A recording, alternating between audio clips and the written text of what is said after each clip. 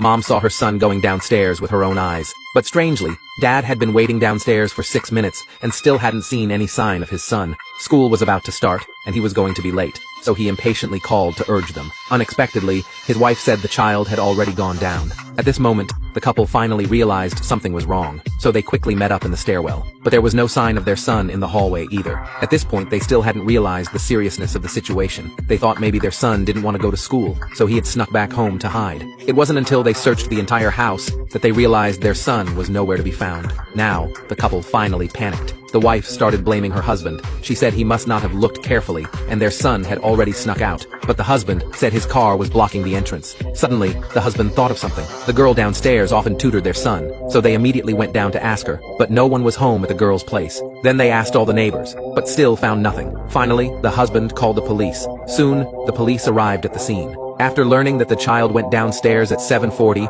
and then mysteriously disappeared in the stairwell, they began investigating the building. They discovered the entire building had only 7 floors, and there was no rooftop access. When the police asked the husband if he'd had any conflicts with anyone in the neighborhood recently, the husband thought for a long time, but couldn't come up with anything. He just silently looked at the black car nearby, as if he had something he wanted to say, and at that moment, the officer who was checking the surveillance footage arrived. The surveillance didn't capture any footage of the child going downstairs. The police had no choice but to go upstairs with the husband to investigate. They found that the safety windows in every room of his home were intact. The child couldn't have climbed through a window to a neighbor's place, but when the officer inadvertently turned around, he suddenly noticed the husband quietly hiding a note in his pocket. This bizarre behavior left the police completely puzzled, but they didn't call him out on it. And just then, a neighbor at the door suddenly spoke up. "Have you checked 302? The police were confused. The husband explained that his son really liked playing with the girl in 302. After hearing this, the police immediately rushed to 302, but no one answered no matter how long they knocked. They had to have the property management contact the owner of 302.